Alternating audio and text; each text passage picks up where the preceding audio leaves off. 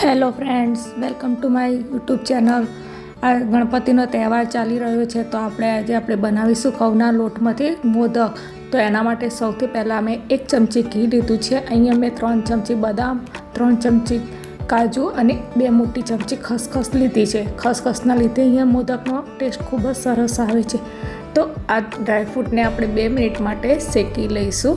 તો આ રીતે આપણે સહેજ કલર ચેન્જ થાય ત્યાં સુધી શેકી લઈશું અને એને ડીશમાં કાઢી લઈશું. હવે એ જ પેનમાં આપણે 2 ચમચી ઘી લીધું છે. એની અંદર મેં જે ઘઉંનો લોટ, જે ઝીણો લોટ હોય છે એ લીધો છે અને આપણે એ લોટને 1 કપ જેટલો લીધો છે. તો એ લોટને આપણે તેમાં એકદમ મીડિયમ ગેસે એને શેકવાનો છે. લગભગ 5 થી 7 મિનિટ સુધી શેકવાનો છે. અને એની અંદર મેં 1 ચમચી ચણાનો લોટ અને અડધો કપ જેટલો મેં ટોપરાનું છીણ એડ કર્યું છે અને એને સારી રીતે આપણે શેકી લઈશું.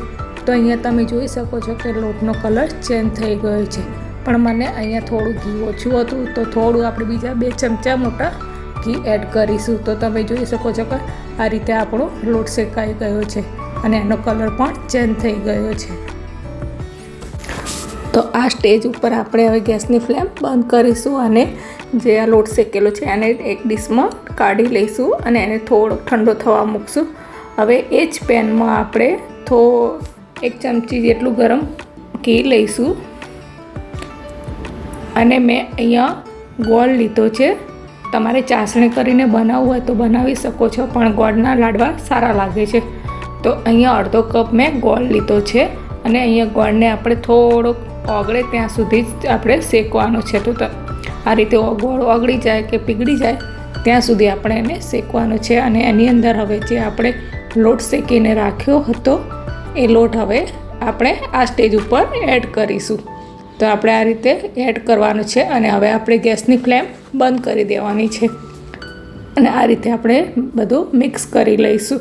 અને જે ડ્રાયફ્રૂટ આપણે શેકીને રાખ્યા હતા એ પણ હવે એડ કરી દઈશું અને તેને 1 મિનિટ સુધી આપણે હલાવીશું.